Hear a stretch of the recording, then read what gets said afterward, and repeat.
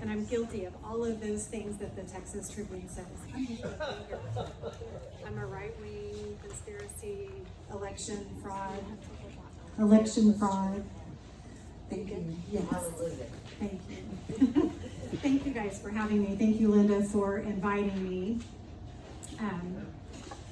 All of our time is precious and valuable, and I appreciate you sharing these minutes this evening to hear our story. Our prayer and what has led us is for God to place us where there are ears to hear and eyes to see. God's timing is remarkable. Our story began in summer of 2021, and at times we were very frustrated about getting our message to our election officials, and it was sometimes very difficult. We are happy to be sharing with many people at this point. We know much more today and actually have some exciting things to visit with you about. I'm Amy, and a like-minded friend of mine, Dwayna Bailey, I think she's visited your group in the past. We began this journey together a few years back. We have similar worldviews and are very typical Lubbockites, wives, moms involved with local businesses. We both followed politics closely at a national level, but November 2020 altered that in dramatic fashion. When it was apparent shenanigans and perhaps outright criminal election anomalies were occurring, we were glued to the details with first the swing states, and then later, when questions began arising in large Texas counties, we began looking closer to home. We investigated some election trends regarding Lubbock County for ourselves and decided that we can't point a finger at any other state or county if we weren't willing to take a look at our own. LBKLocalAction was formed in this effort, a nonpartisan grassroots group of approximately 50 people who were asking similar questions. Our name comes from a quote we ran across from retired Lieutenant General Flynn. Local action will have a national impact. All of us have God-given capabilities and talents. Now is the time to use them. A nation with moral courage who respects faith and freedom is a nation that will last for 1,000 years. Our story is set in Lubbock County, but it could be set in any West Texas county. We have learned much and continue to do so every day. One valuable lesson we have learned is how important it is to be engaged locally. Also, for our local elected officials to be accessible to the people and to work together. And I'll just apologize really quick. I do refer to my notes. My family says I have lots of words and I don't want to get off topic and stick to the high points. So moving into our action. We began by approaching our newly appointed election administrator. She was very welcoming and helpful. We then approached our other county election officials and quickly learned that we were not going to get very far asking for a full forensic audit of the November 2020 presidential election. So he dug back in and researched more and landed in the firm belief that we could learn most by canvassing. It would not cost the county anything and would be entirely volunteer effort. Following through with our nonpartisan approach, we chose our precinct in Lubbock County because it voted close to 50-50 Republican to Democrat in the November 2020 election, and it was not too transient or too spread out to efficiently walk. There were just over 2,000 registered voters in the precinct. We walked with canvassing surveys directly formulated from our Lubbock County Registered Voter Report. It's an open source report that anyone can get from your county election administrator if you're a citizen of that county. Question, so we canvassed this precinct with our voter record, and what the registered voter told us in the home had a discrepancy with what our registered voter record from our county showed us as we were walking. What do you think is a fair discrepancy or inaccuracy rate? Standing and talking to voters to what the county rolls records say. I mean, some people do move and they may not be off the list in a fair amount of time, or there may be some things that slip through, but what would be a fair inaccuracy rate? Not a trick question, there's not one. Just wondering, what would be fair? Say it again? 2%. Okay. Well, would you be surprised that the precinct that we canvassed, our discrepancy rate was 46%? That's Two. more than two. Just a few. So this was not okay with our group. So the two main categories I'll share with you briefly. The two main categories were, one, there's something wrong with the registered voter information. Two, there was something wrong with the actual vote. So our canvas we never asked the questions of who did you vote for, or what political party you may be leaning or affiliated with. The questions only go to, did you vote and what method did you use? So in the voting category, something was wrong with that. For example, we're standing at the door speaking with a registered voter and they say, we vote every year by absentee ballot every year. And we're looking at the county records and it shows they voted in person on election day. Something truly was wrong with the vote. And then the other category I mentioned is just something was wrong with the registered voter information. Maybe in this example, talking to the same people and they say, we've lived in this home for 40 years and I don't know who those other people are on the list, the other 2 or 3 people. We don't know them. So those are the two main categories of discrepancies and inaccuracies. So there are many more details about our journey through our canvassing that I'd be happy to share with you at another time. But I'd like to move on to more lessons we've learned and where we are now. Sorry, I'm fading. Are you hearing me okay? Okay. So, say that, the closer the better. Okay. How many of you know about the RNC 1982 consent decree? We learned about this around the time of its expiration in 2018. But it reminded me of then candidate Obama's experience as a community organizer. I always wondered what that entailed. Well, regarding an elections ground game, this is what other national parties have been organizing for 36 years that the RNC has not on a national scale. The consent decree was regarding a New Jersey race in 1981 when Democrats brought a case against Republicans saying they violated the Voting Rights Act of 1965 and the 14th and 15th Amendments to the United States Constitution. Basically, they were in violation of voter discrimination, intimidation, and suppression type offenses. As a settlement, the RNC entered into a multifaceted agreement, national in scope. In basic terms, it prevented the RNC from engaging in ballot security efforts, which made RNC officials reluctant to question or become involved in lawsuits pertaining to voter rights and election integrity, including disputes regarding ballot harvesting, voter ID compliance, or voter registration list maintenance, as well as poll watching. Since 2018, the RNC has made strides in all things elections, and it's a catching up game with almost insurmountable goals.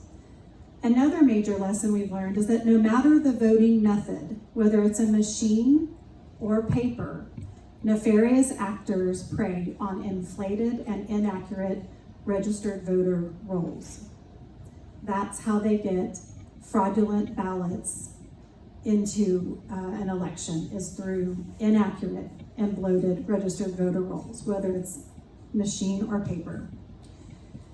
Our elections have been extremely outsourced, outside of our counties, outside of our state, and some are currently arguing outside of our own country.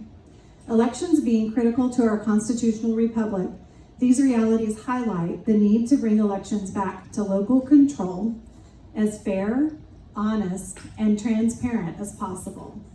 We are learning that stolen, fraudulent elections have dire consequences. With never before seen attention to our elections, this is the time. The primary lesson that I'm sharing with you today has a large and sticky web that I'll do my best to unweave. The details could keep us here for hours, and please know that extensive amounts of research have been put into these details by our group, as well as many grassroots election integrity groups across Texas and the United States. We do have an extensive list of citations and sources. They are extremely important to us, and you're welcome to contact us or visit our website for those. I hope that handout has made it around, but up at the top is our website address for that. We have lots of links for our canvas, but also some of the details I'm sharing with you today and many more about Eric. Sources are extremely important to us. And after our canvass, we ended up with our 46% discrepancy rate. We met with our elections administrator to share our findings. We walked away with the understanding that much of the control of our county registered voter rolls is in the hands of the Texas Secretary of State's office. If only that were true. How many of you have heard of ERIC? You all now have, right? Well, we dove in and found out about this 501c3 organization the Office of the Secretary of State of Texas joined Texas into in March of 2020. Electronic Registration Information Center, known as ERIC. In 2019, the Texas legislature appropriated $1.5 million to fund ERIC. ERIC's stated purpose is the sole mission of assisting states to improve the accuracy of America's voter rolls and increase access to voter registration for all eligible citizens. To fully understand the formation of this web, we must look a bit to the past.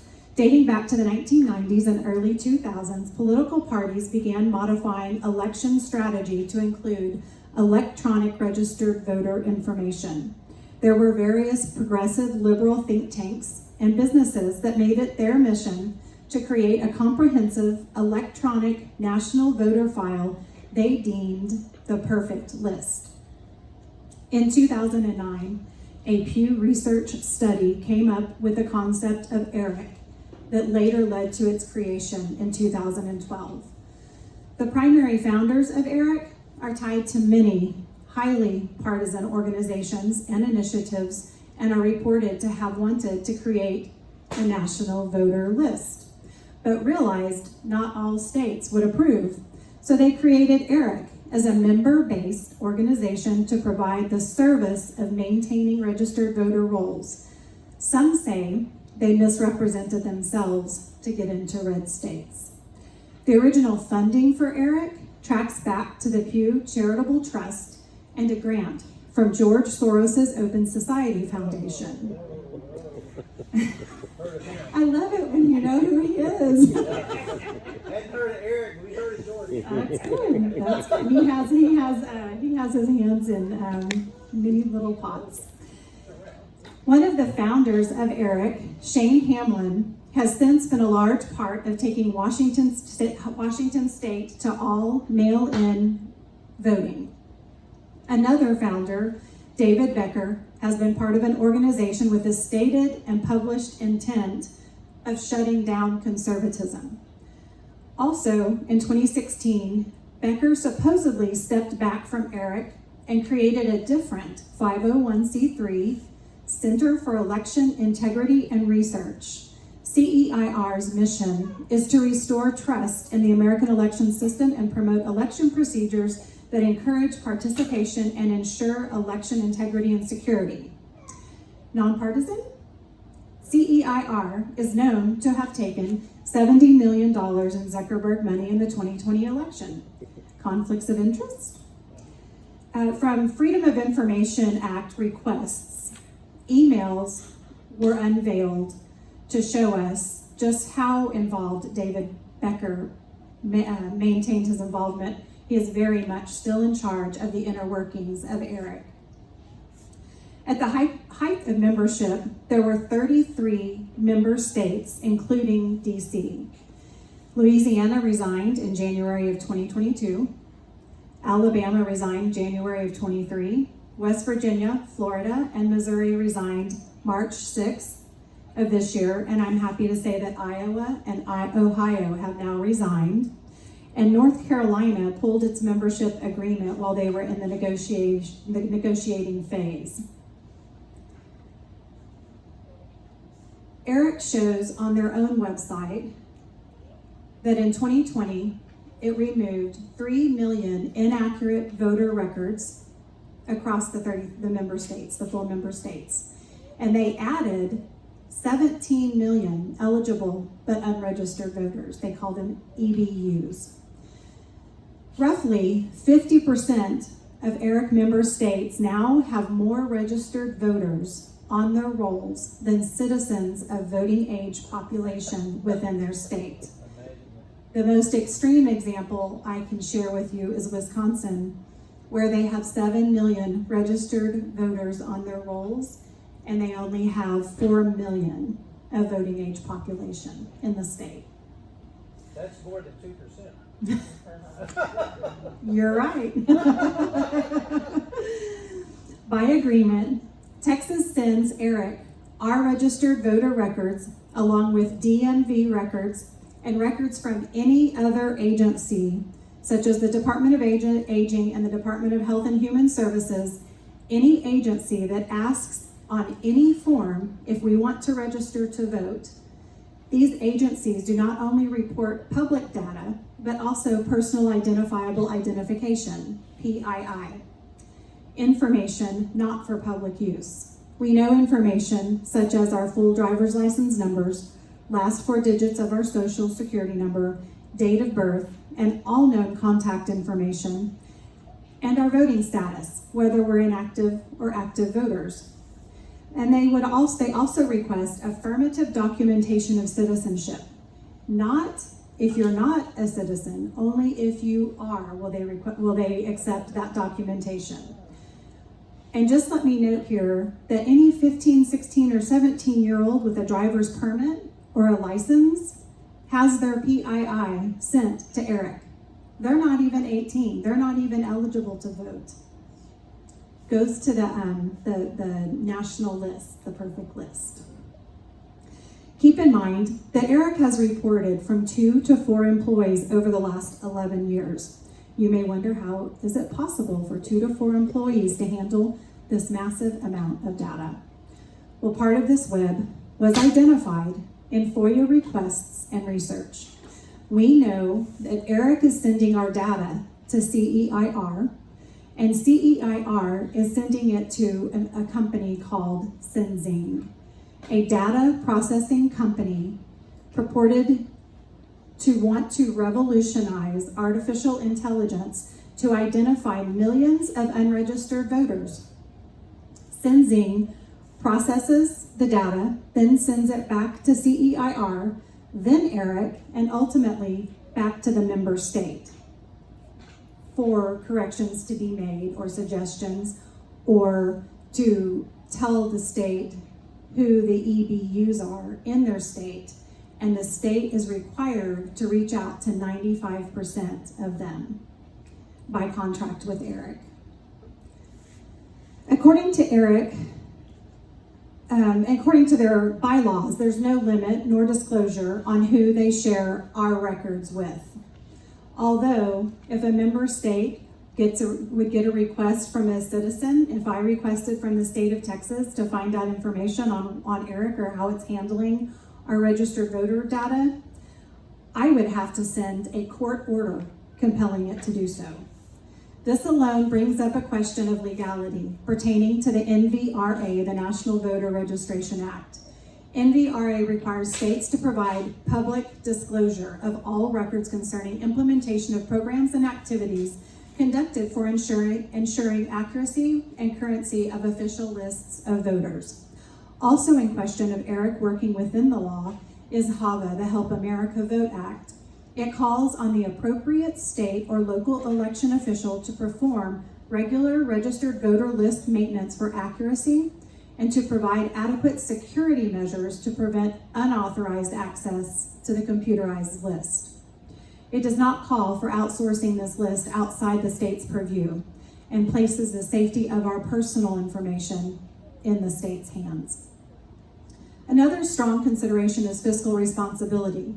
We know about the $1.5 million in appropriations. Of that, we know $25,000 was spent on the Eric initiation fee, under $100,000 on our membership dues, and approximately $960,000 was spent on postage for mailing the EBU postcards.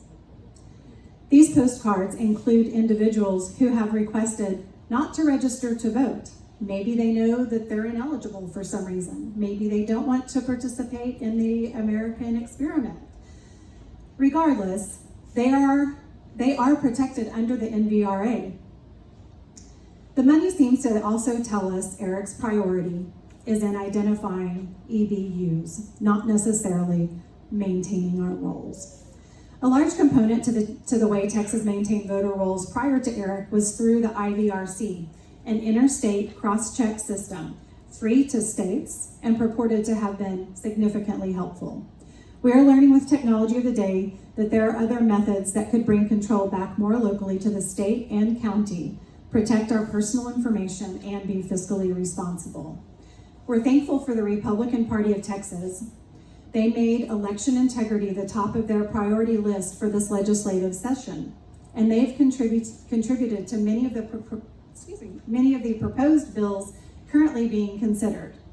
In March, they unanimously passed a resolution in favor of Texas resigning from our member agreement with Eric. We can only hope elected officials will agree. Texas Senator Betancourt recently remarked, "The nation is watching what is happening in Texas with election integrity. We did not lead these first rounds of Eric resignations, but we have a chance for our local voices to be heard at the state level and then spread for a national impact and become the largest member state to resign." It gives us great hope to see many Texans doing the work locally and at the state level, helping to take back our republic. This really is perfect timing.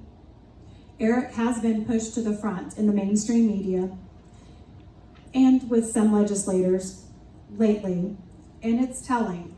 Either, like the Texas Tribune article, either they have not done their homework or they are flat out lying. This evening, I bring action for you to help spread the truth. There are many election integrity bills in committee in this legislative session, some good, some bad. We want to highlight a few of those good bills, not only to get Eric out of our elections and our personal information, but more importantly, to get our state out of Eric. I've listed the bills on your handout. There are two companion bills, SB 1070 and HB 2809, that will return us back to the previous interstate cross-check system that works. The bills have a built-in parameter that will not only allow our current ERIC membership, will not only outlaw our current ERIC membership, but it also restricts any other company to come in rebranded to do similar work, as we know that these people will keep trying. These parameters deal with drastically limiting the price Texas can pay for outsourcing and also would prohibit the state from sharing the personal data of its people. Hat tip to Senator Charles Perry, as it's the writing from his original bill in 2015 that these two bills were reworked and presented to help our current situation. If you'd like to join us to encourage Texas to be the largest member state to resign from ERIC, please contact not only our state elected officials, but also the Secretary of State's office, the Attorney General, the Lieutenant Governor, and of course the Governor, and let them know that you are for these bills and you are against ERIC, that you want Texas to remain true to our state constitution, to the people, working with other states to keep voter rolls accurate and local, no outsourcing. We also want to include, and I've included them on your handout, two companion bills, SB 399 and HB 3868. They would actually cancel our membership with ERIC specifically on September 1st, and they also support the interstate cross-check system. So it's a yes to these bills. Yes. And when you say interstate cross Yes. system, can you explain Yes, that more? I can. What you mean by that? Yes, I can. So, I didn't even know what Eric was, so I. yeah, don't want to go into another agreement. Right. So the interstate cross-check system, as it ran actually years ago, and everything that I ran across said that it was an efficient, good, great working system. And what happened is that at the state level, Secretary of State's offices typically handle their elections. So at the state level, they have an electronic system where they facilitate communication between states on moving records, people who move in and out of state. Okay. So we know who's moving within our state. What we don't always know to be able to verify is someone moving out of the state. But there's also even now a much more sophisticated component to that than there was when it was running before. Our national change of record voting, there's actually a national list that wasn't in effect at that time. So there are so many other things that we can rely on that will just take the Secretary of State or election offices to rework a little bit to bring some of that back home. But that's what that interstate I was for a moment, that made it clear. Okay. But because of people's mobility, I was wondering, Right. Interstates have to do when we have federal elections? Yeah, no. State elections? Yeah, no, it's really just to That's the track. mobility of the people. Right, yeah. You know, there are just so many things that we can go to that we already have. The Social Security Death Master List. There are just different, the National Change of Address List. There are so many lists that we have now. If we can just combine some of that in a really fabulous technological way at the state or county level even, well, we can do that. We can do that. We just need to figure it out and put it in place and implement it. And it doesn't cost $1.5 million. So, I mean, it will cost human hours for sure, but I think we can do that. There are a lot of people above my pay grade who are researching it right now. I assure you. And I've read some of their ideas and they sound really good. I'm not really for any other company coming in and doing it. When the HAVA Act was passed, if you think about it, before, we're a nation of over 3,000 counties. So before the HAVA Act was passed, we actually had over 3,000 registered voter rolls. Every county had one. When the HAVA Act was passed, it took that to 50. That's big. And that's the county losing a bit of control. Maybe accountability, maybe that wasn't in place. Maybe that's one of the reasons, I'm not really sure. But we've now gone to 50. And everything I read points me in the direction to truly believe that this is the leg they wanted to use to get to that perfect national list. They want one electronic voter list. It allows them on a grand scale to plan and target. And that's dangerous in my opinion. So I'm all for getting Eric out and stopping anyone outside of the state and on a business level getting our lists. We know they're going to the CEIR. We now know they're going to Senzing. There's no accountability what they're doing with that information. Eric, it's in the bylaw that they do not have to answer to the state about what's happening with that information. You had the name David Becker associated with Eric. Yes. Now, I do have an update on that. This is, if you don't want to talk about this, it's Okay. fine, but in this context, now Eric seems like it's a little different purview than Dominion, which is really in the news right now. Right. Which is primarily a voter machine. Right. I was wondering, the question came, they're just talking about this with this lawsuit. I was wondering if Dominion really does it all. You know, is that just a machine, or does Dominion have the same sort of infrastructure that does all your vote counting for you or something? I don't know, and I don't know if that's a topic that you're prepared to discuss.